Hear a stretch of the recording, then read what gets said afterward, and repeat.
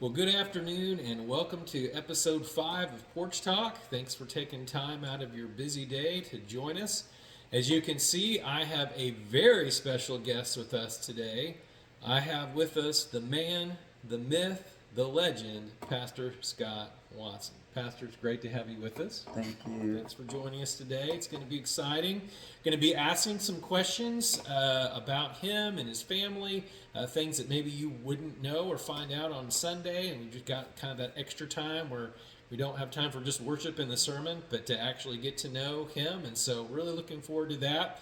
I've got one announcement as we get started.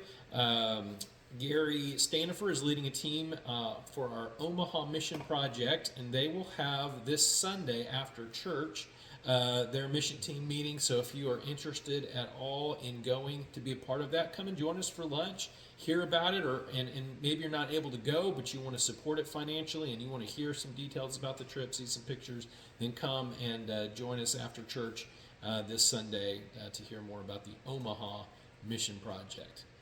All right, well, I have a list of questions here that I'm going to ask Pastor, and you guys feel free to post comments or questions if you've got some, and maybe we'll try to get some answers to you later on. We're probably not going to stop during this stream to do that, but we'll try to catch up if you have some questions or things you'd like to know, and you can, of course, message Pastor Scott directly by emailing him at scott@riverbluffellowship.com.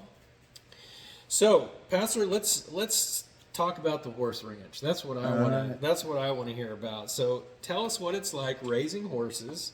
What's it like living around them? You know, what are some of the really fun things? What's great about it? But what are some challenges? Well, first of all, it helps to be married to the horse whisperer. Okay. And I can say that my wife, Susan, she fell in love with horses when she was a little girl and bought her own horse and has been a horse person ever since she's a little girl. Wow. And so she is the person that people call. She understands horses. She talks to horses. And so I have learned a lot. Some of the things that's great about it. First, I want to say this. I'm glad to be on Porch Talk. And I was going to say this to you, Jonathan, as I was pulling in.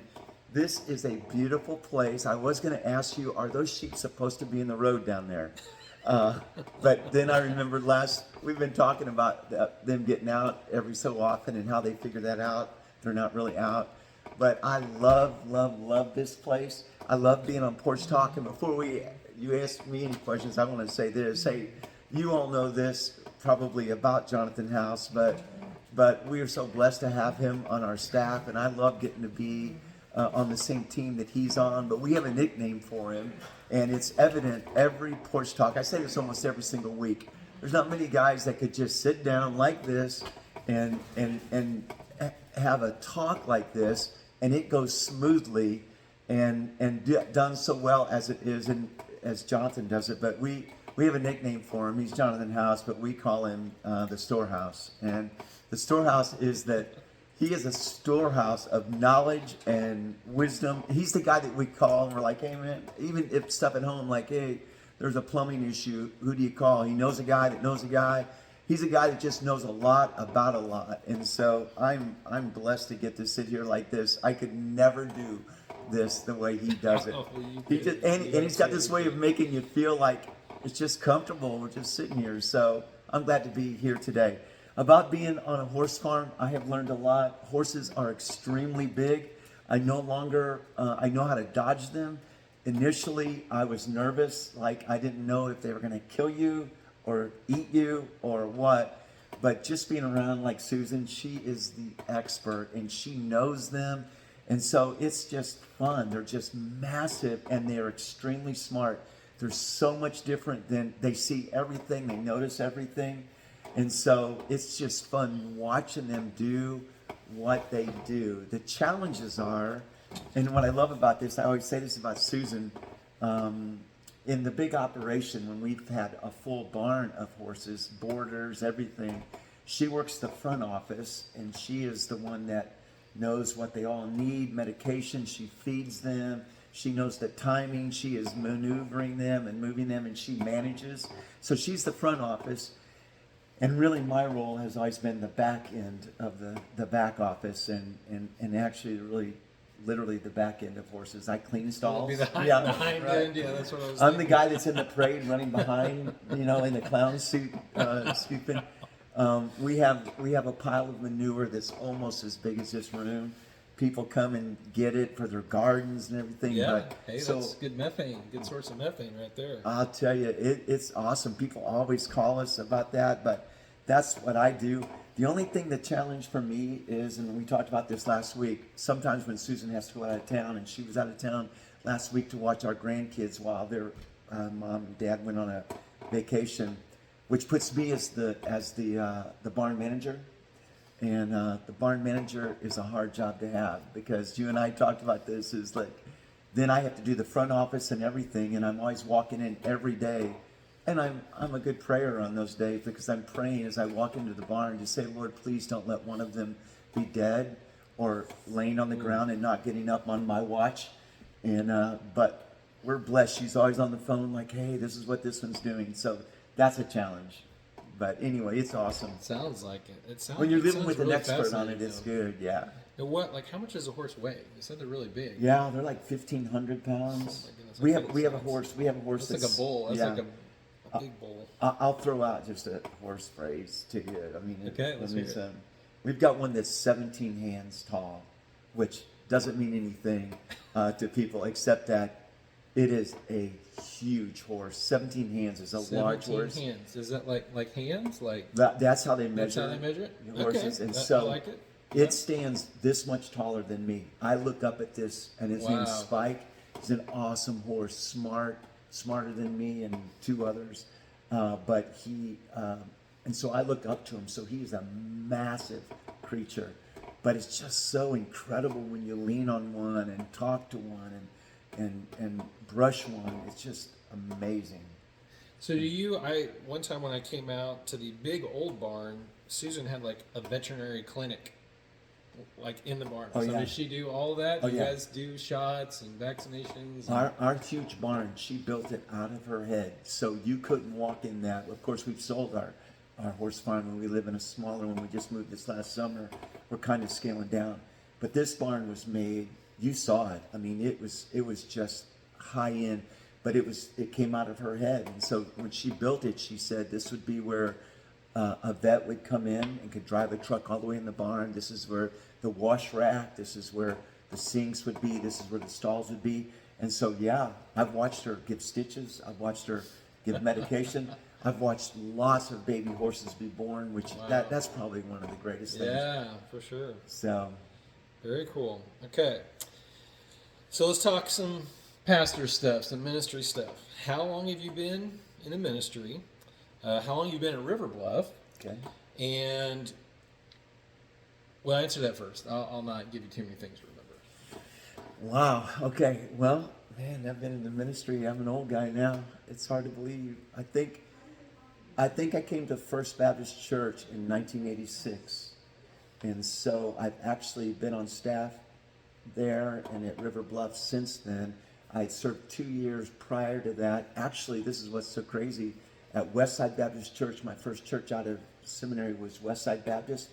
And it's where none other has come but the famous Casey Malley. Casey Malley came from Westside Baptist Church. And so that is just That's a great pretty cool. Yeah. That is really connection. I've been serving, First Baptist Church of Springfield. Of course, you know that, and not everybody knows that, but it is just amazing that you and I get to do this today and Yep. sit here today, and that we've gotten to see lots of ministry as you were growing up and I was growing up as your youth pastor. But, serving at First Baptist Church of Springfield, it's a church that has always had a vision for starting churches. And so I think at this today, I think they've started like 28 churches. I mean, Wow. Ridgecrest, Second Baptist, and we could go through the list. But back in the late 90s, they began to have a vision for a church in Southeast Springfield. It was going to be called River Bluff. That was just about the year 2000. And so when we started focusing on that particular area for a new work, it was about 2001, 2002, we began to meet. Okay. So I would say this though, I was blessed to have had a group around me with a great vision, which was First Baptist Church, and so when we began, I would come out and do and be a part of this new work. But I love this. A lot of the new people would call me their pastor, and so that was awesome. But every Sunday I would say, "Hey, I've got a pastor," and at that time it was Dr. Milne and Michael Overton, and so some people called me pastor, and I loved that I had a pastor. And I would say, "Hey, we're a part of something that's bigger," and I try to say and increase the vision every Sunday. So we're in 2023. It's hard to believe. Yeah, that is amazing. So tell us about those early days, because most people now at River Bluff weren't there in the very beginning. Yeah. So tell us, what's it like to plant a church? What were some of the challenges that are unique to starting a new church? Because when you come to a traditional church, sorry, Lola decided to change tabs on my computer. You have chairs, you have tables, you have a building, you have a lot of the tools that we use for ministry. But when you started, there was a big field. So tell us about that. What was it like starting a new church? I think probably one of the things that makes starting a success is to have a great solid base to begin with. And you hear people going out all the time like, "Man, I think I'm just going to go start a church." I'm like, "Yeah, where would you go about that?" But we had tons of great people that were behind us. And so for even the first 5 years, we didn't have property or anything. We met a few times in the basement, and we would then meet at Stained Glass Theater in Ozark. And then I would do that on a Sunday, but for 5 years, I would go back and forth. I would do River Bluff on Sunday, and then I would still do college and missions ministry at First Baptist. That's a lot. That's foreplay. That's a lot. Right. So I would go back and forth. But the good thing about that is that there was an anchor. Man, if it was crazy on a Sunday, I'm coming back to my office, and so that was really, really good. But a part of even that was the vision of how do we get to be at Stained Glass Theater. Then when we bought the property, 25 acres there on Evans Road, I'll never forget some of my fondest memories is some of our senior adults from First Baptist Church picking up rocks. Les Mace, Dave Eslick, just a lot of folks came down. And so while we were starting the church, I never felt like, man, we're out in the wilderness on our own. I was surrounded by great people of who I am grateful to, and the vision just kept getting bigger and naturally fell into place. That's exciting. Well, and look at how God's worked in the last several years, and just to see the changed lives and all the baptisms and exciting mission projects, and that's pretty exciting. It's amazing what can happen when we're faithful to do God's work in our lives. All right, so let's go back. Let's keep on going back, and let's talk about. I think a lot of people like to reminisce about the old days. I mean, many people just looking around in the audience on any given Sunday. There's lots of people who were youth in the youth group at First Baptist, and that's one of the reasons they're at River Bluff, because they just want to. They don't want to lose sight of Scott Watson. So, tell us. Do you have a story you would tell? Maybe not about me, but about someone else, about youth group, just at First Baptist. I mean, what was it like being a youth pastor? Tell us a little bit about that life, because that was an important part of your life. You were a youth pastor for what, 15 years, 20 years, something like that. So, so tell us a story, if you will. You can change the name to like James Schuler or something like that, or Jonathan House. No, probably not that name, but someone else. And just tell us what it was like. I mean, give us a memory or something about that time period. It's funny, every generation always says this about every group of teenagers. I think last Sunday, actually, I read a quote that sounded like it was spoken just this week about the condition of our young people in this generation and how different they are. And I don't know if you remember this or not, but after I read it, I said, this could come from today, but it actually came from Socrates. And so every generation has been saying it's never been like this. And so for me, I kind of loved it. I love that the uniqueness of our teenagers and how crazy every generation. You remember them saying it to you, and I remember them looking at us and thinking we were all crazy. But I also always had this feeling like, oh my goodness, this sounds cliche, but they're fixing to run the world. And you know, now that we're older, and I like look at you, and I look at people, man, I'm so proud of you and gotten to be a part of people's lives. But I can tell you, student ministry is funny because it's people are changing all the time, and I think of one person that's actually in ministry right now, and we were blessed back at First Baptist. I think about a lot of people that came through and have gone into the ministry. Matt Graham, Sam Arthur. I mean, we could just do that list all day. So that's really good. But I always remember one in particular that I loved, and he's a good guy, a great guy right now. But I remember walking through our building one time, and he had experienced some painful stuff in his family. His mother passed away. A good friend had died, and he was having lots of questions about God. And he just said to me one time, he said, "Hey, I need to talk to you." I said, "Okay, what's up?" And he said, "Well, I'm done." And I go, "You're done?" He goes, "Yeah, I'm going to leave." Do you know what I'm talking about? I'll not say who it is. I have a couple guesses. Oh, it is so funny. But I remember we were in the stairwell there behind the organ there, and he's telling me this. He said, I'm going to leave. I said, "What are you going to do?" He goes, "I'm probably going to." No, he didn't know. He didn't say probably. He said, "I'm gonna start partying, and I'm gonna drink, and I'm just gonna." And then he had this whole list. He had calculated it out, and I said, "Okay, man, all right." I go, "Man, and we're gonna miss you." And he goes, "Yeah, I'm leaving." I said, "So when you getting started?" And he said, I'm probably gonna go this week." And I said, "Okay." I said, "Hey, let me do this real quick before you go."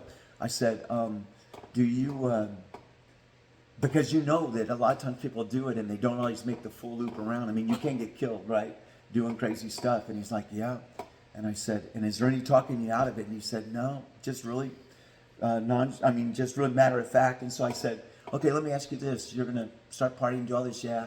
Let me ask you, when you get done, would you know how to get back?" And he said, back here or to God?" I said, "Yeah, both." He said, Well, I know that you guys will always be here, right?" I go, "Yeah, that's right. We're always going to be here. You can come back. But just like with God." And he goes, "Well, I guess what I have to do is repent, ask forgiveness, and then just come back." And I go, "There you go. Good answer."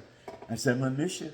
And can I talk you out of it?" He said, "No." We hugged, and he did it for 2 years. And to this day, it is absolutely funny. It's when I did his wedding, and when God called him fully into the ministry, and he's on staff at a church in our city right now, I still bring that up. Remember that long trip around? I think I gave him one of that old things where he said, "Hey, pack a lunch, man, because it's gonna be hard." Well, now when he tells the story, he was like, "Dude, craziest 2 years of my life and hard," but he is in the ministry now and knew how to come back. So that's a great story. There's about 1 million, but Yeah, it was fun. there is. Well, that you had a very meaningful ministry, and a lot of people's lives were impacted. And I think a lot of people don't fully recognize the challenges that student ministry has. There are a lot of students, a lot of different needs, a lot of different schools, backgrounds, issues, struggles, and they don't.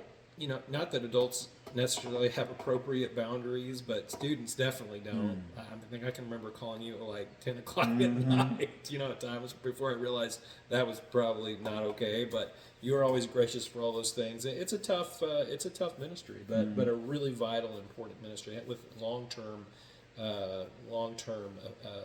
fruit that can be born from that. So. Okay, so let's get to some of your favorite things. But you don't have to sing the song. But we're going to ask you some of your favorite things. That sounds. So let's start. We'll start easy. All right. What is your favorite color? I don't think I know actually. I feel like I can answer most of these questions, but I don't think I know. Blue. Really? Yeah. Okay. Like red. No, blue. No. So like dark blue, medium blue, sky blue, light sky blue, sky blue. Okay. Yeah. All right. Okay. Very good. And do you have a favorite movie? Oh, absolutely. Okay. I love the movie Sandlot. Yeah. Okay. Yeah. Yeah. That's one of my Because dad's favorite movies. yeah, I Actually. love So, that yeah. movie, Okay. and because That explains a lot. yeah, So my it's favorite baseball in that sport, movie. Yeah. yeah, is Okay. baseball, right? Okay. All right. So your favorite sport? That was one of my questions. Is baseball. Right. I think probably everybody knew that one. Yeah. That one they could probably answer that one. Okay. Now this is a pretty hard question. All right. You may have to dig really deep to answer this question. But what is your favorite food? If you had to pick one dude. favorite food. Spam. Just kidding. No. I remember Okay. I do love Spam, but I'll never forget this, that one time I used an illustration on a Sunday morning about Spam. You know, Spam is one of those things that, like in Hawaii, they eat it all the time. And I remember sharing some illustration, but they had this contest where they actually sculpted things out of Spam. And I was making, I don't know what the illustration was, but I showed some pictures of it. And it was funny. And afterwards, a young lady came up in church and said, please don't ever do that again. I was going to throw up the entire time. I hate Spam. Oh.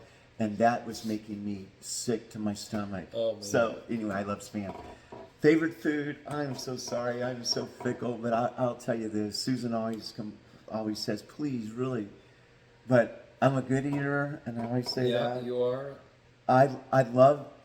You have good food stewardship. You don't leave a lot of food, and actually you help other people with And I'll eat off your their plate. extra food too. Some Right. really good food I stewardship. know. I'm trying to do better at not asking, like, are you going to eat that? But a lot of times, I don't know what it is, but what I'm having is like the best.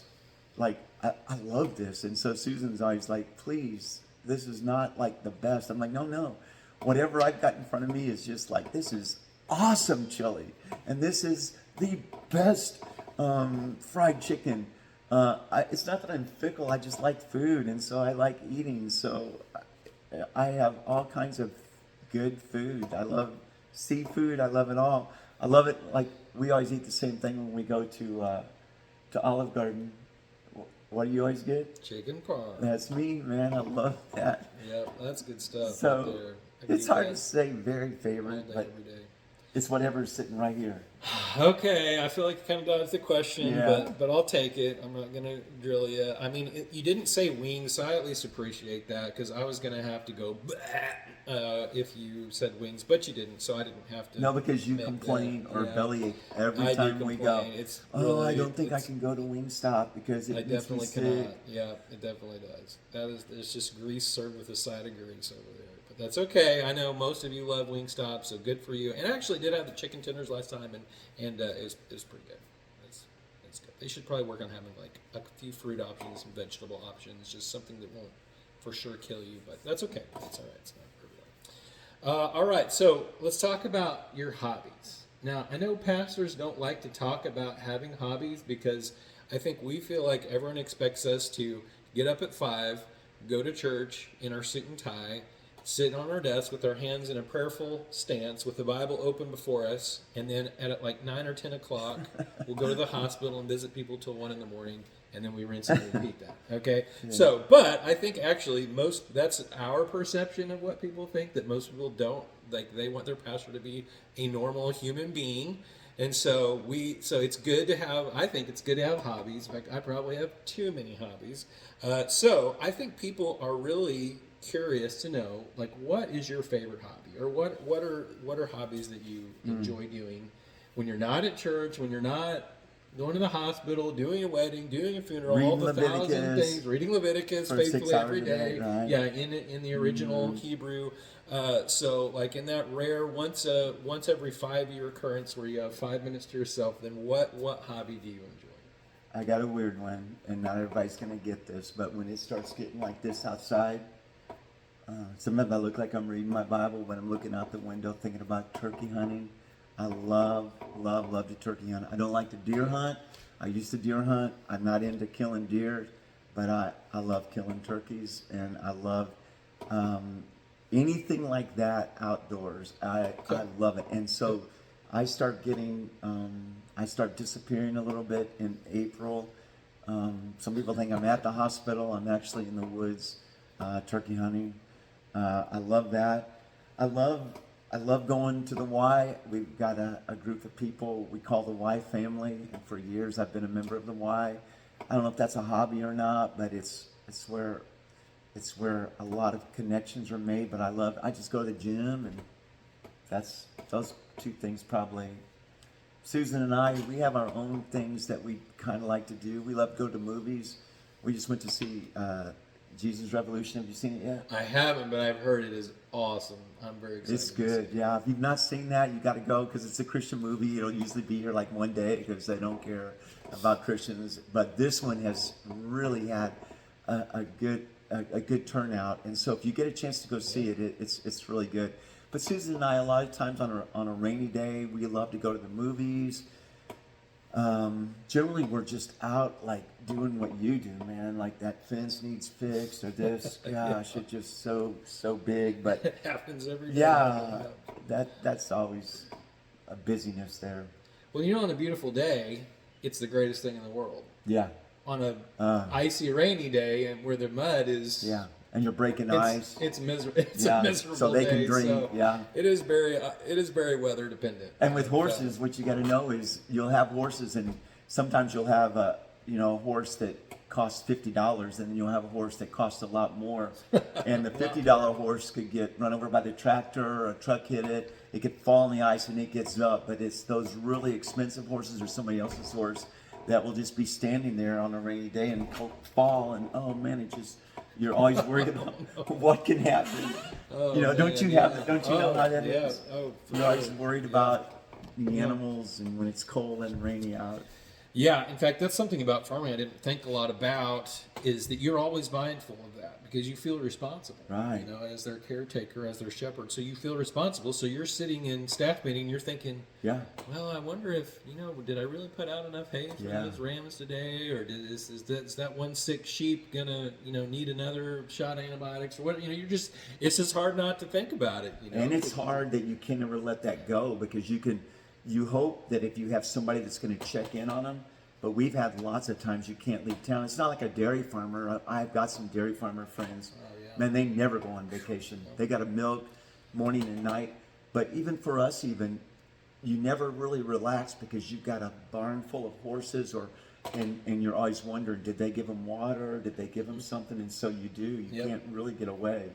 Well, It's hard to do it. I don't know if you guys have this, but there's a little bit of minor PTSD that goes with that because you have those terrible circumstances where you walk in and animals down, Yeah.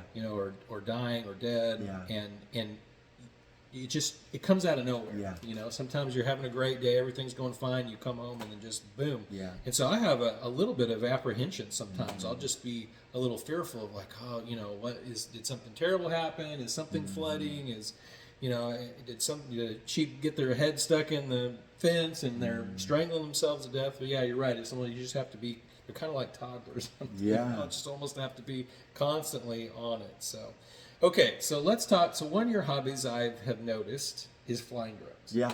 Okay, so Didn't think about that. tell us a Right. little bit about flying drones. I'm kind of interested in this hobby. I've thought about taking it up. I have too many hobbies already, so I've tried to not go to my wife and say, hey, I'd like to buy a $1,000 drone or a $10,000 drone. I'd like to probably buy like $1 million drone, but that's probably outside of the budget. Right. But there are a lot of great drones for farming now. Yeah. Nowadays that people use them to transport stuff or to Yeah. watch animals that are out in the distance or to deliver feed or different things. So that's kind of interesting.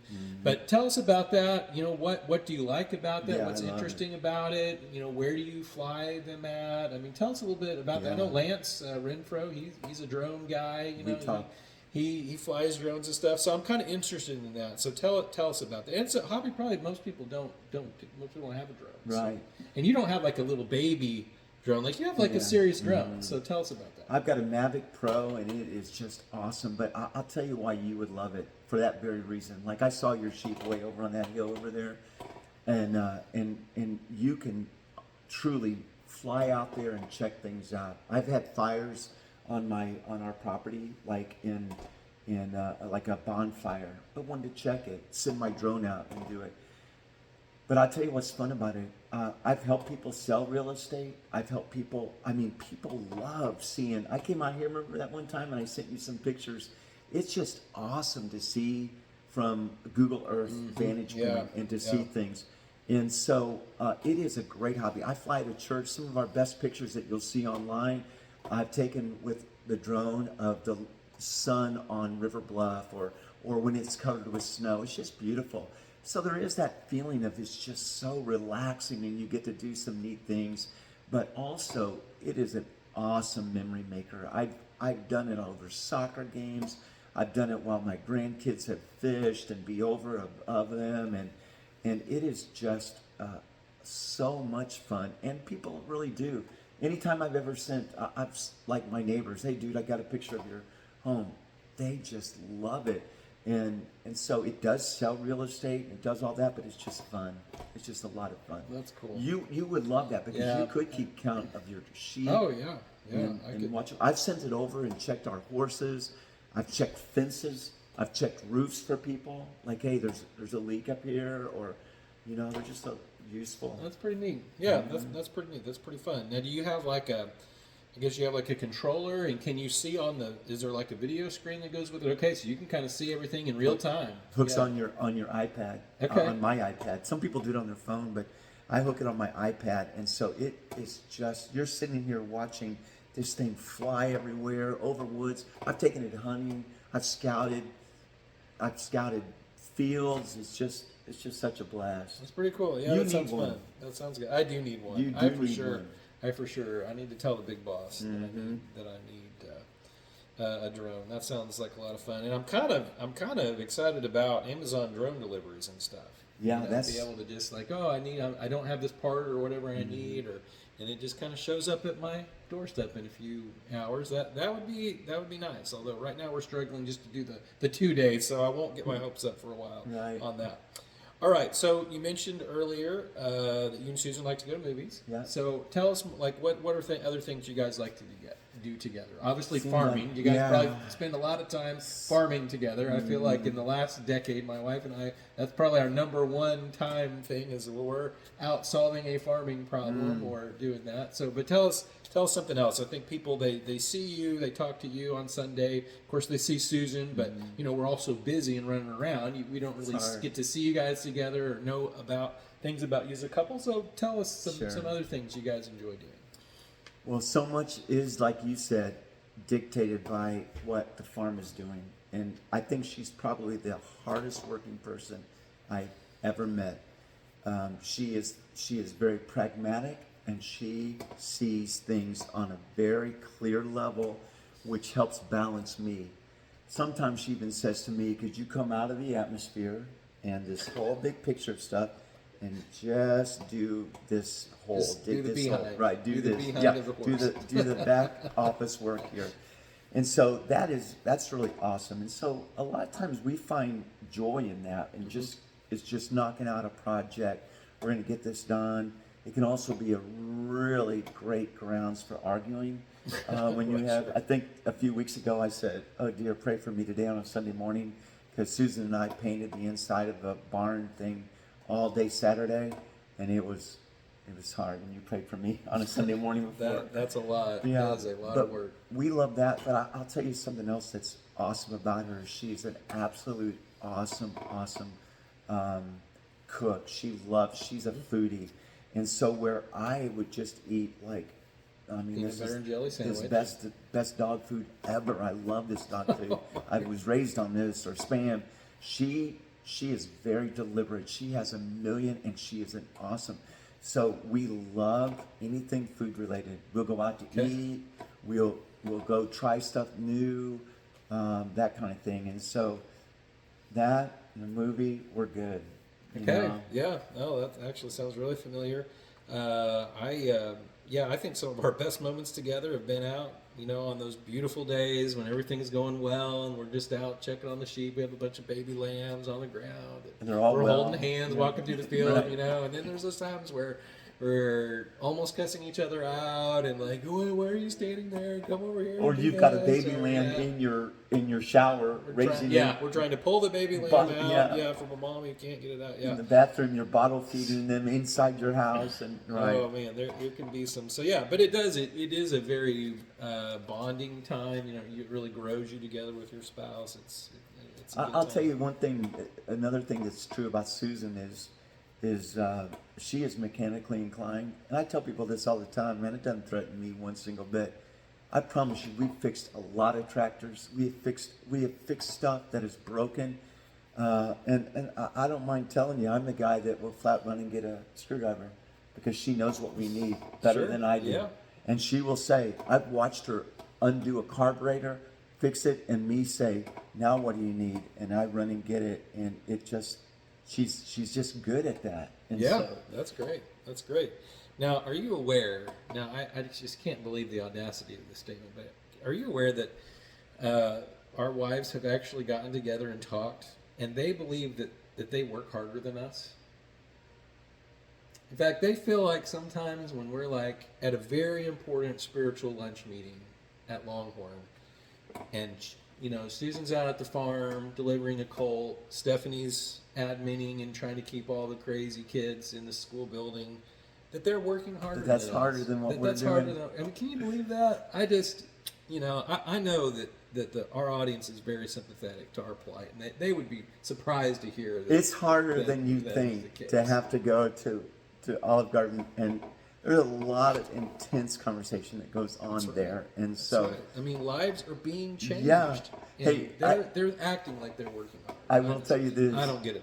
one time our air conditioning went out at our house, and it was going to be like 6 or 7 days before we could even get it fixed, and it was really hot.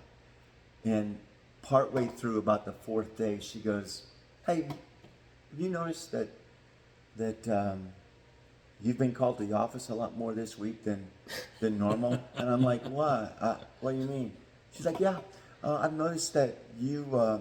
Could it be that the AC's working at the church?" I'm like, "Oh, honey, I wouldn't just duck out of this house to go sit in the air conditioning.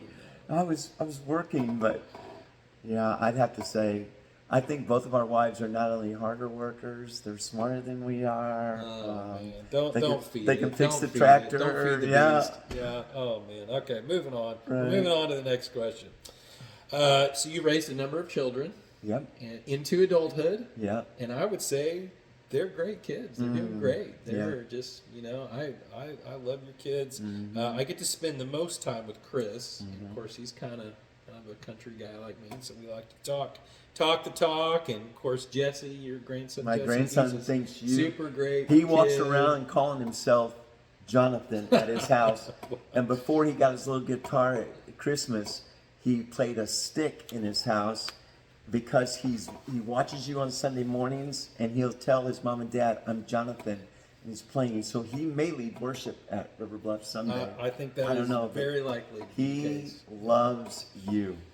Well, he's a great kid, and so I think what a lot of people my age and younger are still dealing with is they're either in the midst of raising kids when they're younger in their home, or they are kind of transitioning to the empty nest, or they've got kids in college or teenagers or young adult children that are, you're past the point of giving them a spanking, obviously, but your wise counsel is still needed, for them to avoid the pitfalls of transitioning to adulthood. So what would be, after decades of parenting, what would be some things, if I were to say, Pastor, give us like 3 things that you would say to a younger Scott Watson, a Scott Watson who had teenagers at home, or had kids in college, or who are making that transition, or even to maybe you can break that up and speak to younger parents who have toddlers and elementary school kids.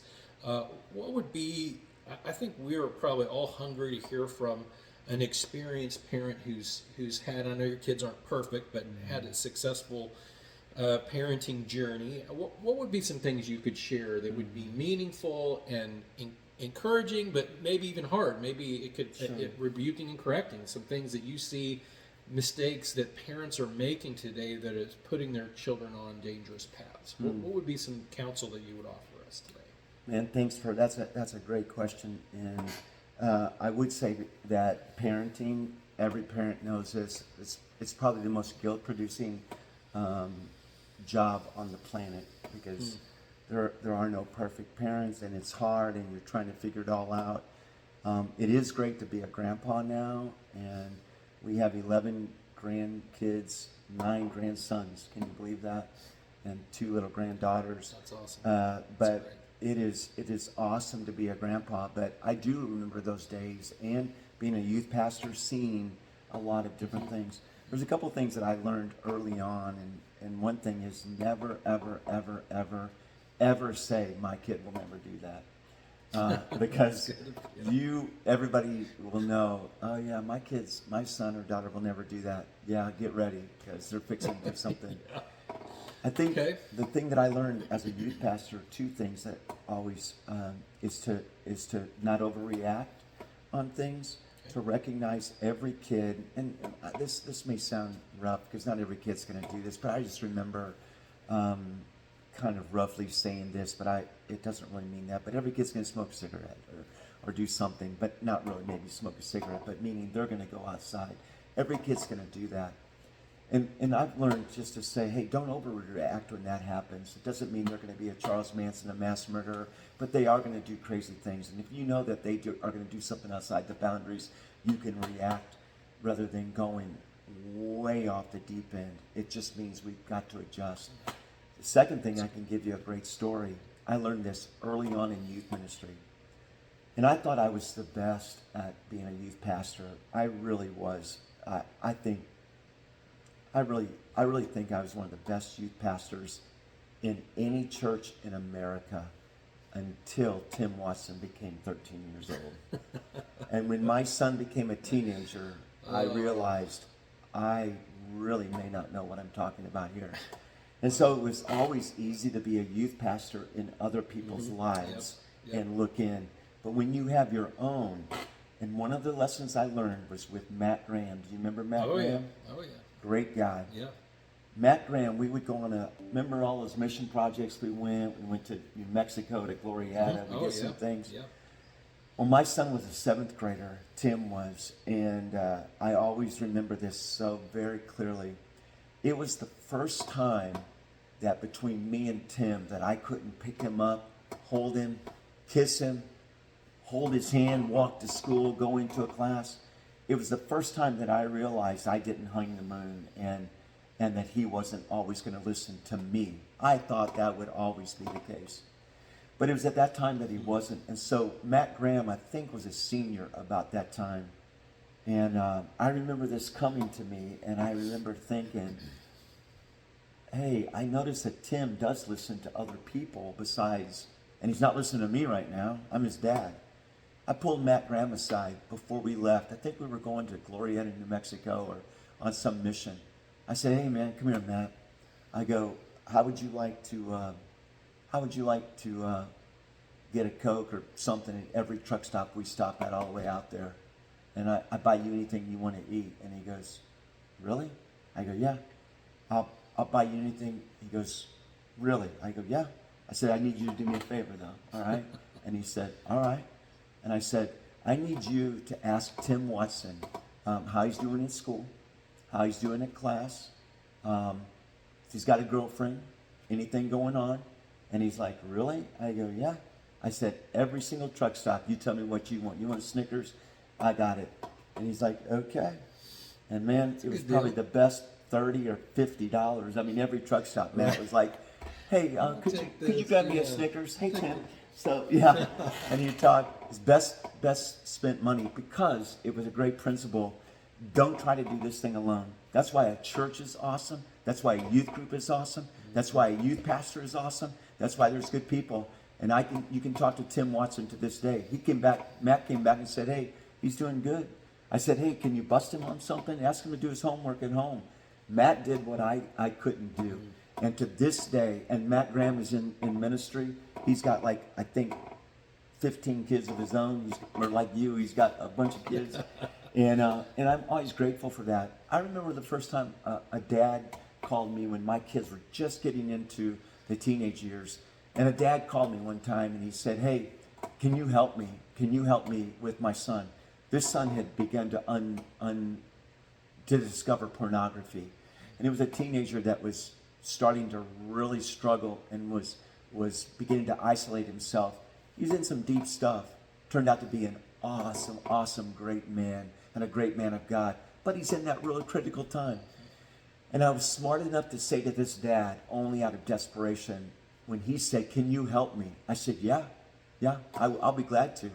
I'll be glad to do anything I can do to help you if you'll do me a favor. And he's like, "You mean I got to pay for this?" I'm like, "Yeah, dude. I'm going to help you if you'll do me a favor." And he said, "What is it?" I said, "Would you promise me that if I come in and try to help you, that when Tim or Chris or Haley kind of departs from the way and I can't, that you'll help me?" Well, you know what every desperate dad is like. Absolutely, I'll be there. Do you know that dad helped me one time? My middle son was struggling with something during a high school time, and I was at my wit's end. And I'm a youth pastor. Again, I was a great youth pastor until I had my own teenagers. But I learned this: get as much help as you possibly can. And so surround them with good people that can say something to your son or daughter that you cannot say at the time. And if you look at my kids, I'm so proud of all of them. They came through. A lot of times people question, like, "So what's it like that your dad's a pastor or your dad's in the ministry?" And you hear all those horror stories like they hate the ministry. And go ask my kids. They'll tell you, "What? It was okay. I just went to church and my dad was there." It can be a good thing, but it's all based on having good people around. And one thing that was a pet peeve, I remember this all the time. First of all, kids have a spiritual interest. That's why Jesus said, "Come to me like a child." So there's always discussion like, "Hey, what do you do with a kid, and how young is too young to ask questions?" I'm saying this: your kid will ask questions about spiritual things, and you as a dad and mom better be ready to answer it. And if you can't answer it, get it to places. This is why I love Megan Cardwell, and I've loved Liz Wright, and I love what happens at River Bluff.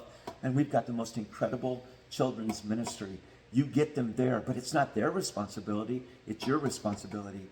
And I always remember, I kind of had this crazy feeling that when I was a youth pastor, that sometimes parents would say to kids, "We're not going to really make them come to church. We're not going to try to influence them. I mean, it's just be free. We want them to choose on their own." And I always wanted to say, "Seriously, man? I mean, you're going to let them choose on smoking dope? I mean, would you say about that?" "Oh, well, gosh, no. But the most important thing in the world, you're going to leave it up to them. You need to pour into them." And so here, I believe in stacking the deck.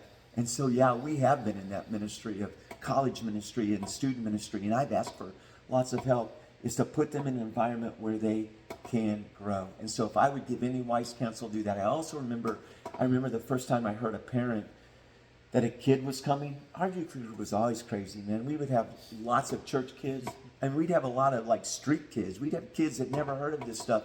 And I remember the first time I heard a parent say, "Well, Trevor got in trouble, and we're gonna keep him from church." I'm like, wow. So that's the punishment? I'm going to keep them away from church? When really you could keep them away from a lot of other stuff, because when they're here, they're going to get some good stuff.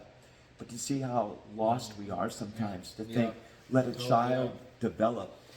But every indication is to pour in. And if you've got good people that will pour in, it's kind of like you and me and everybody out here.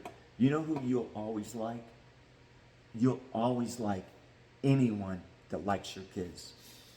Yeah. You get somebody that says, "Man, your son's awesome." I'm like, "Dude, I love you, man." Because I think he's awesome some days.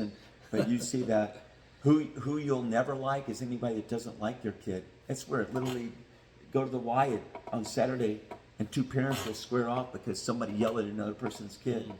A church environment is that environment where it's a given. So if you ask me, get them plugged in and get them where you can ask for help. Like, "Dude, I don't know what to do." There's lots of times as a youth pastor, I didn't know what to do either. But I'll swing at this with you.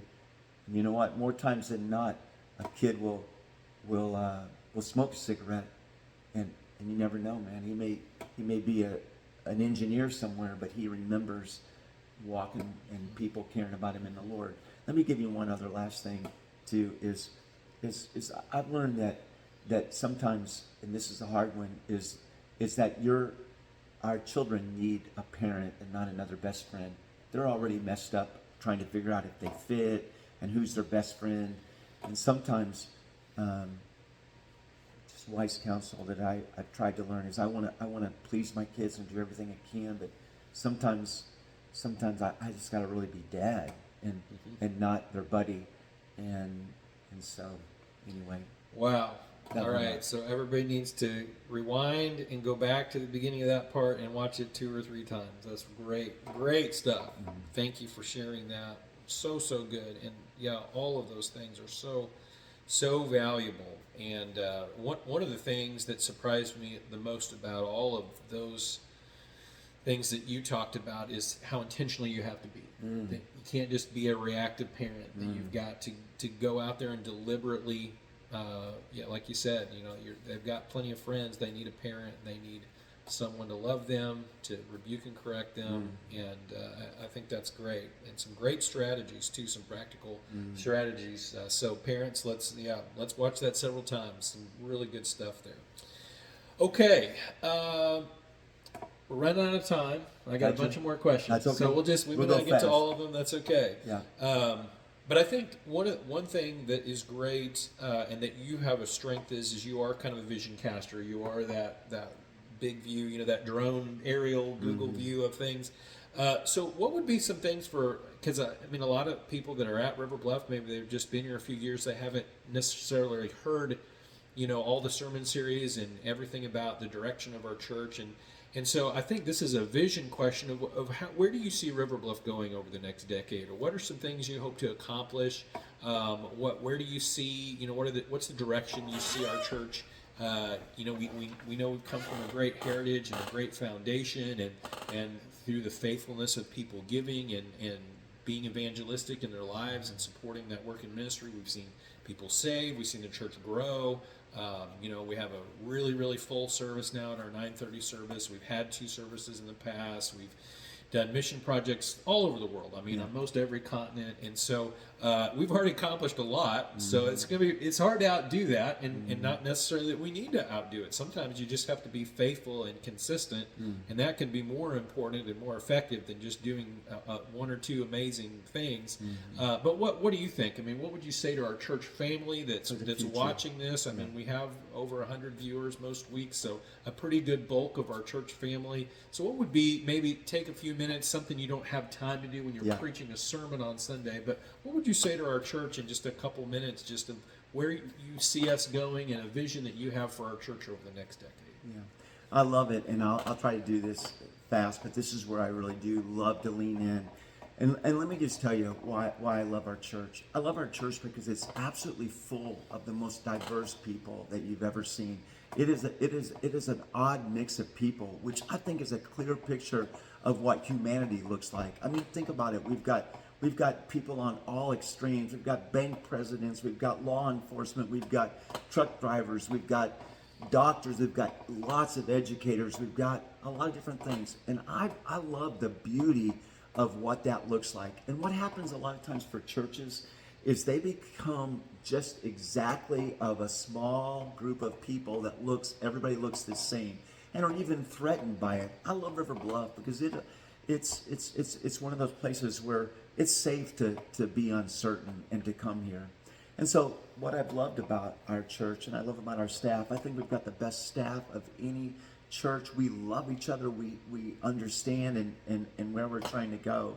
And the diversity of it all is good. And I don't mind telling you this. I've always been mindful of the odd guy out. And what I mean by that is because I wasn't raised in a Christian home.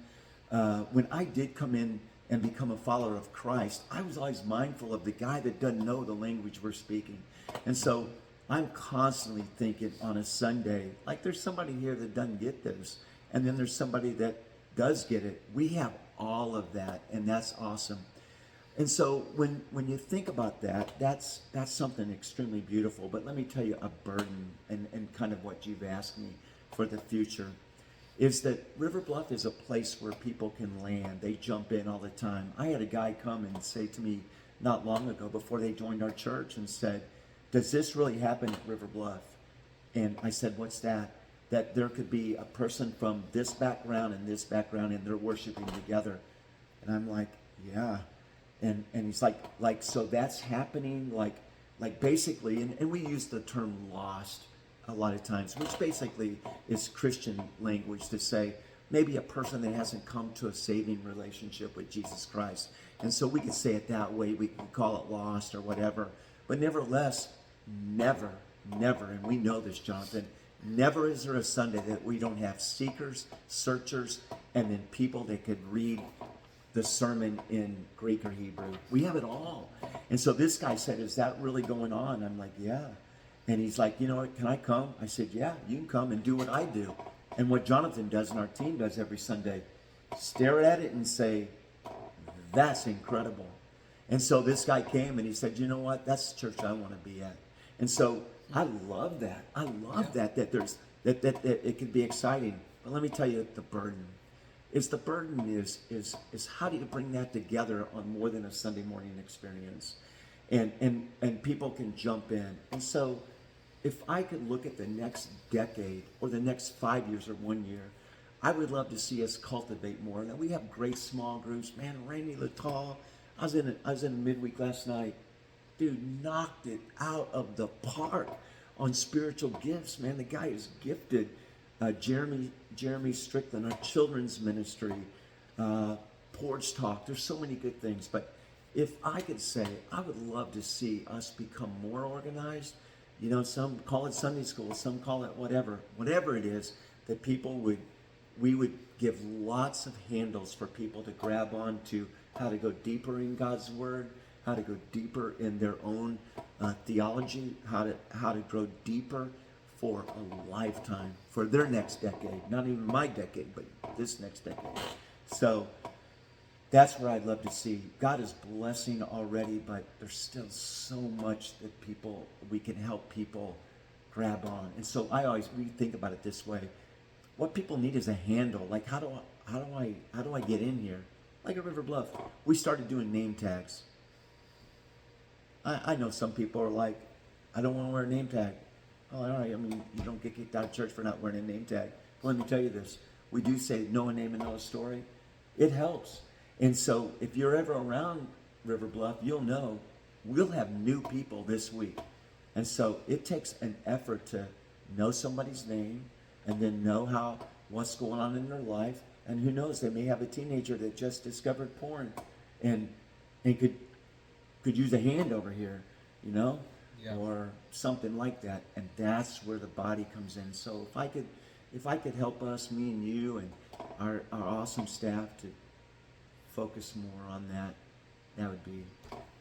Boy, that sounds exciting. Yeah, I think those things make church exciting, and I think that brings opportunities, fresh ideas, and different, more than just one group of people that can be reached, and so that sounds exciting. Okay, so now talking about discipleship, then let's zero in a little bit on that. One of the things that I learned from you at a young age that's been really key in my life to my spiritual walk is having the intentionality and the commitment to have a daily quiet time. Yeah. And we talk about it a lot on Sunday morning and life groups, all the time about having a quiet time. But I have found in ministry that many people still do not have a quiet time. Yeah. And to me, it's kind of like the days where I have skipped it in the past, or the seasons of life where I just haven't done it at all and had no plan on doing it. It was almost like kind of running through life blind. That you were just things would just come out of left corner and just knock you down. And there just was not that. I think maybe sometimes we think that if we have our quiet time faithfully and we give our tithe and we do 5 spiritual things, that God's going to spare us from suffering. Well, we all know that's not the case. But it seems, though, that when we're anchored in our quiet time, when we come up against those challenges, we sense the Lord's presence with us. He gives us the perseverance and the strength and the character to press on through those times. He Yeah. brings that comfort. So many things. So, what do you think? I mean, what do you think about quiet times? Do you still feel like these many decades later that it's that important? And then, would you be willing to? I guess more importantly, I guess kind of where I think I know that we all know the answer to that question, but what do you do in your quiet time? Yeah. You know what? Maybe just be personal with us for a minute. Tell us about your quiet time, if you would, and maybe that would encourage us and give us some ideas. Or maybe some of us we're just stuck in our quiet time. We've done it for 30 years. We've read the Bible 20 times, and every devotion ever written, and we just need something fresh. So, would you share with us about your quiet time and how vital it is in your life? I'd love to, and I would love just by beginning with very honest statement that it is hard. And I can tell you that there's been lots of times in seasons where I have gone with less time with God's Word and more time doing other things. But let me tell you, I'm an old guy now. And here's what I've learned. And to be honest with you, I've always known the importance of it. But about 3 years ago, you'll recall this, during COVID, we did, let's do 2020. 10-10 in 2020. Yep, I remember that. And if you remember, we started doing 10 minutes in God's Word, 10 minutes in prayer, and commit to that every single day. I can tell you right now, I've got my iPad, and while I have been in the ministry, and I've got journals, I've got written stuff down, I'll be honest that there's been times where I've not really winged it, but I'm running here, man, and I'm trying to figure some things out. When we started that 3 years ago, 10-10 in 2020, we just challenged our church. And it has become almost every single day for me. It's funny, I had a guy kind of bust me on this. I may have told you this. A guy came to me and he said, hey man, listen, really? 10 minutes in God's Word and 10 minutes in prayer? And you call that good? And I listened to it, man. I love this guy too. But I could hear what he was doing. He's kind of busting me on like, hey, you know, what's 10 minutes in 10 minutes? Well, let me tell you what I think 10 minutes is. And I told him this. I said, man, listen, dude, I appreciate that. But you know what? I'm dealing with a bunch of people, hundreds of people on a Sunday morning that really don't have time to spend hours in the Word, like maybe like you do, you know, and you are that guy. And you probably have your quiet time. And so he was kind of dissing it that was a thing. But let me tell you, for me, my 10 in 2020 often became 20 and 2020. Meaning once I began to unfold the Word, it just becomes so alive. And I was hungry for it, and I began to look for it. And you know what? I began to see, like other seasons in my life, God changing my heart, changing my attitude, changing. And so when we said 10-10, it's not like, hey, come and that's enough. And I told this guy, we're not saying that's enough. We're just saying, hey, get started. And maybe someday we'll be spiritual, man, like you are. But we're not there yet. Dude, I'm just trying this. Meaning, jump in. And so every day, I try as much as I can, is I try to spend time. I've got this weird thing. I want to start it at 6:19. That's weird. It is so weird. But I try to go to the gym. Okay. And I'm kind of like, I love going through the door at the gym at 1 minute till 5. It's just so weird. And then I'm going to say hi to all my buddies. I'm going to work out. I'm going to head back to my quiet place. And I just love it. It's just so weird. I've never even told anybody that. But for me, I'm like, yes, I did it. It's just a game that I play. But at 6:19 or somewhere there, I began to spend time with the Lord. And how I do it is I begin with that old thing that you and I learned a long time ago, is that Acts. I spend a portion of time just in adoration to God. Not because of what He's doing for me. Sometimes I even try to say, I just think you're awesome. Not because you came through for me, because you're God with or without me. I adore Him. I confess to Him. God, you know what I said yesterday. You know what my attitude has been. You know when Susan and I argued, or you know this, and I confess this.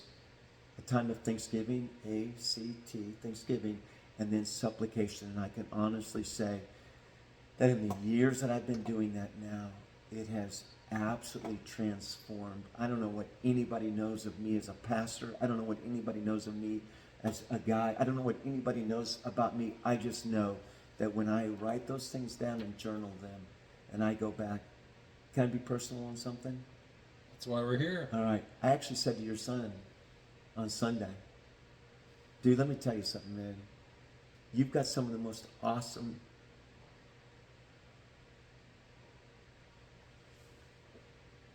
kids that I've watched. Thank you. I mean, they are awesome, but I know he wouldn't mind me saying this, but we were just talking, and I've gotten to where I say this now, like an old guy, like, dude, are you journaling? Are you writing things down? And so I said to him, hey, man, write some things down, and the reason for that is you get to go back, hang your hat on something, and I go back and read, like, wow, God really was faithful. So in my life, as a pastor or just a guy trying to swing at this thing called life, I found it to be the absolute most solid bedrock, and I am in a much better place every day for whatever's fixing to come over the wall. And so that's kind of what I do. I try to write it down, and I try to just encourage people. So I said it to your son. You say it to my son? That's good. Will I you say will. it Sunday? I will. I'll say it. I'll say it. Say to Chris Yeah. Watson. Okay. Hey, dude, you writing it down? You spending time reading your Bible, even for 10 minutes? But it's going to cost you a Snickers. It's gonna cost you a Now Snickers. that's what. I didn't- You know what? I feel like I I mean, bought there you is, lunch. there's a cost of discipleship. I kind of feel like I so- bought your lunch, like Yeah, I you don't know, probably did. a lot. Now, yeah, I think that's really good, and I'm not quick to journal, but I'll tell you a meaningful time in my life where I struggled in my 20s, in my early part of my ministry, with faith a little bit, just believing that God would act. I think He cared, and it wasn't really a crisis of belief, but it was just a crisis of, is God going to act? You know, does prayer really matter? Does it make a difference? And so I started keeping this prayer journal in about 2002 or 3. And I still have it actually today. I did this for a year. I did it for a number of years, and it I probably should go back to doing it. But for me, it is a way for, because I do tend to be a little bit empirically and rationally minded. I struggle with faith, particularly blind faith, but just with faith in general. And I like to have an explanation. I like to understand why things work the way they do. I don't like myths. You know, I like to have the facts. And so I think in a humble way, I hope not in an arrogant way, I tested God just to see. Like, I just kind of did an empirical research project to see if God really answered prayer. And so I would write down prayer requests in my life, other people's life in our church, and just different things. And I have hundreds of prayer requests. And I would write in there, you know, the date that I started praying about it. And I actually had, as crazy as it sounds, I had over to the right side of the page, this is before iPads and stuff, so, you know, like, don't judge me for being all manual, which nothing wrong with that. But I would write yes, no, or not right now, because those are kind of the 3 answers I feel like God gives. And so there was a lot of not right nows, obviously, but what I began to be really surprised by was over time, there were a lot of, I was circling yes. Now, sometimes it would take weeks or months or even years for me to circle a yes.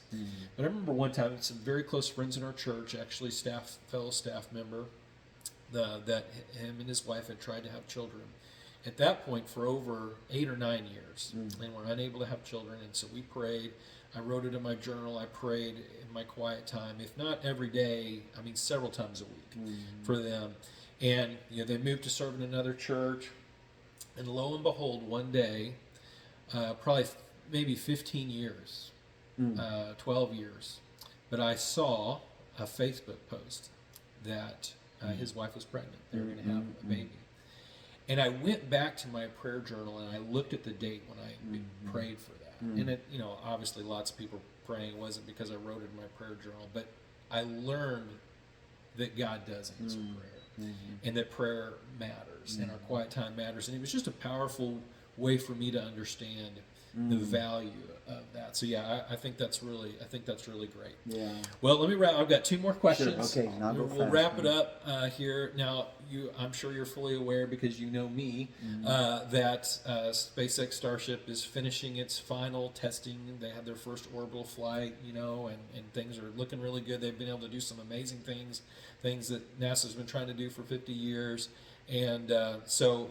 What it is looking like is that pretty soon in America or throughout the world, you will be able to get on a Starship, go to your nearest spaceport for about $500. You'll be able to fly anywhere in the world in 2 hours. It's going to be, and one thing I've learned about Elon Musk, if he says he's going to do something, it might take him a year or 2 longer than he thinks, but he gets it done. And so it's looking pretty likely at this point. So, that opens up the door a little bit to some things, because like if you try to go to Australia or New Zealand, it's going to be days of miserable flights and, just an awful travel experience. I mean, what our mission team went through trying to get to and from Alaska, so that's going to really, and the cost, is probably going to be pretty reasonable. So if you could just hop onto your nearest star base, starport, and fly anywhere in the world, where would you go? That's a good question. Can I just say something about you real quick? Here's one of the things that I love about you. Here's what I love about you. Like your description of that. I wish everybody could know how often we sit and talk, and you are knowledgeable on stuff like that, and we say, then what? He explains so much to us. Man, God has gifted you.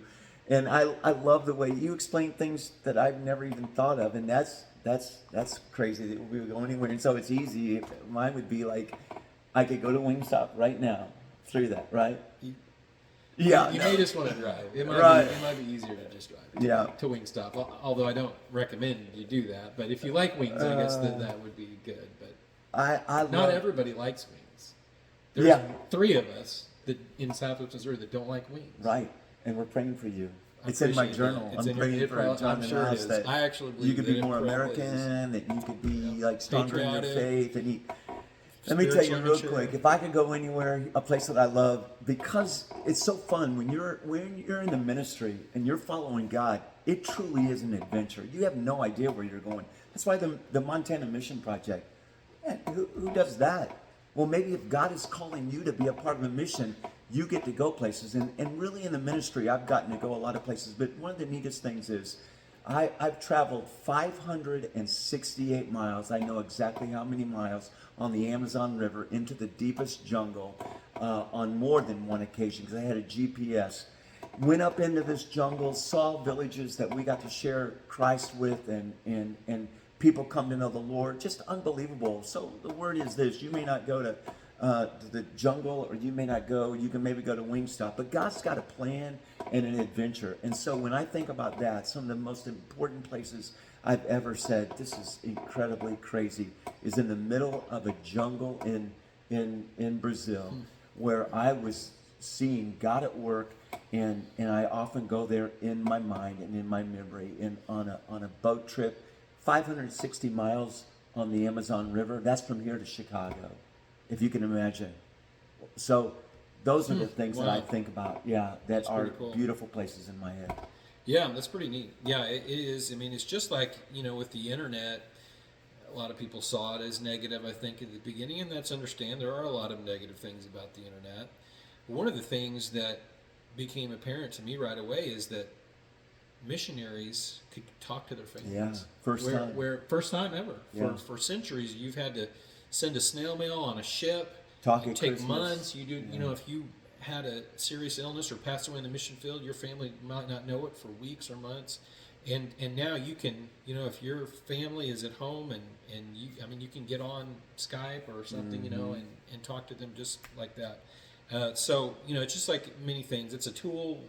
It's how we use it that makes it good or bad. And so that'd be exciting. It's going to open up some mission opportunities for sure to places that we've not been able to go. Okay. All right. Last question. Okay. This is the hardest question. Well, this will be the hardest question for me. But tell us something unique about you that you've probably maybe never shared at church, that you think that you can think of it as a game. All right, so you're going to try to surprise us. All right, now some of us have known you for a long time, so that's kind of hard to do. That's why I said this is the hardest question. But just tell us something about you, maybe something you like, or something that you fascinates, maybe something you read. Just something interesting that we would all be like, huh, I had no idea. All right, so shock us with something fascinating that the world is yet to know about Scott Watson. Man, I wish I could think of something really like smart right now, like that would be like, there's a lot of, I don't know, man, I don't know. That's a tough one. Something that no one. Okay, I'm gonna help you out. All right. I'm gonna give you some helps. Okay. That's what I do. I'm here to help you. Okay, so I'll bet nobody watching knows what brand of toothpaste you use. Colgate. Yeah. Colgate. Yeah. Okay. All right. Fascinating. That's something. Okay. That's nothing. I can juggle, but Yeah, everybody knows that. everybody knows that. I you taught juggle, myself how to juggle. Yeah, I showed up yesterday to see you and Casey juggle At 2 o'clock. Yeah. Yeah, I mean, Hey, we juggle you're a sometimes in the legendary afternoon. juggler. Well, it's quiet. We're like, hey, everybody watch, make sure no elders come in, and we're juggling to some loud song in the office. Look busy. We try to look like we're praying if any church members come, but sometimes we just juggle in the afternoon because it wakes everybody, it wakes us all up and keeps us going. I think that's why Stephanie and Susan maybe are claiming that they work hard. But I don't know. I don't I'm see just, them I'm just taking breaks to do speculating. something like I'm that. speculating, yeah. Right. Okay, all right. So how about, I'll ask you another one. So like if you, now probably, I mean, you could look at my shirt. I like Ariat. I like Carhartt. Those are like my brands. All right. What would you say? I don't know if anybody knows, like, what's your brand? Oh, man. Like, is it a hunting brand? Is it a drone flying brand? Is it a food brand? Like, what's your brand? What's the brand you identify? You're not making a political or religious statement about that. Just Well, it's not fashion generally. because everybody knows it's not fashion. One time on a church service, I had somebody come up afterwards. I'm not very fashionable. A lady Okay. came up afterwards and said, "Honey, don't ever wear that again." And I'm like, "What? What's wrong with that? Doesn't match or something like that." So okay. my brand is usually not fashion. It's not that. Sometimes I don't know. I sometimes, as a believer. True religion jeans. That's it. No, so that's not it. Okay, sorry, I'm just guessing. Oh, Keep going. no. Sometimes I think my overall brand is to try to be a follower of Christ, a pastor, and yet still be a real guy and not always look that part. That's not really what you ask, but Nope. no, it's not. No, what's your brand? You gotta tell us. What's a brand that you like? A brand? I mean, if you like Quaker, if you like cereal. Okay, let me come think on. about that. Oh, Come on. dude, I mean, okay. it sounds like food brand might be the easiest. Yeah, thing, Pop-Tarts constantly. Any Okay. cereal, I'm a That's cereal Kellogg. freak. Kellogg, Yeah, Kellogg. I think. I'll tell you this about me, and it drives my wife nuts, is I can eat a perfectly good meal, and I want a bowl of cereal after that. Yeah. I don't know what it is. I get it. Yeah, No, I'll do I totally that. get that. And I never eat a bowl of cereal for breakfast. Never. I don't ever eat cereal for Really? breakfast. Oh, Never. fascinating. Never. Cereal Okay. for me is a dessert, and so it's like having ice cream at night. I want cereal afterwards, and that changes. I'll have I'm a cereal freak, and so that's a brand. That'd be Kellogg. That and Pop-Tarts, except now that I am watching my blood sugar, that is out, and so Especially anyway, the iced ones. It's as The you ones get with the icing. yeah, as you especially get candy older, the best things and the fun things go away. Yeah, that's I get that. Well, Pastor, this has been fun. I've learned several things I did not know. I did not know Colgate. I had you pictured as a Crest person. No. But you are a Colgate person. Okay, so we all have probably Yeah. learned something really interesting about you that we didn't know Right. before. Thanks for taking time to talk with us and to do Yep. this interview. I think this has been great. I think people are going to really probably be surprised, for one, that we're doing this. It's the first time we've ever done it. Yeah. But I think they're going to be like, hey, that was really great. I got to I know don't know about Scott that. Watson a little bit more differently than I do on Sunday morning. I can't imagine that being exciting in any possible way. It But I'm is here exciting. to say, I guarantee you. I It is could exciting. not be more proud of you Oh, and man. what you do. And so I'm glad to get to be here. I hated that he said last week, hey, we have a special guest, and made it bigger because it ain't no. Dude, it was bigger probably than what most people thought. Yeah, no, this is They not. probably thought one of my sheep was going to be sitting in that chair. Right. And they don't, I mean, they just go back. I mean, that's, If and poop. I board, this is not. But what happens here on Thursdays at Porch Talk is amazing. That's why we say it at church. Tune in. So thank you for letting me come do this. I could not be more proud of you. I'm grateful for you. I'm so glad to be on a team with you. And dude, I depend on you more than ever. I love it. You're a calm voice, and there's so many things, and I'm like, dude, what do you think? And you always give wise counsel. One of the things I love about you is, and you sometimes don't think this is accurate. You think that you're showing like a frustration. Man, you are calm, and just having that steady leadership. And I'm like, thank you, dude. That helps me. So thank you. Thanks for getting to be here. It's been awesome. So I hope it meant something to you all. It's been great. Thank you, our audience, for being a part of Porch Talk. I wanted to remind you, this is the mid-season finale. We will be off next week for spring break because we're following the schedule of our midweek at River Bluff. And so we will not have our normal 4 p.m. Porch Talk, but we will pick things up the following Wednesday at 4 p.m. So hope to see you guys then. Like and subscribe and click the notification bell if you would. That really helps us get this message out and get the word out to other people so that they can become a part of our River Bluff family and hear about all the things that are going on and be a part of our Thursday afternoon Porch Talks. Wish all of you a fantastic week. Hope that you'll be blessed. We'll be praying for you. And we'll see you soon. Join us Sunday morning at 9:30. Thanks for being a part of River Bluff.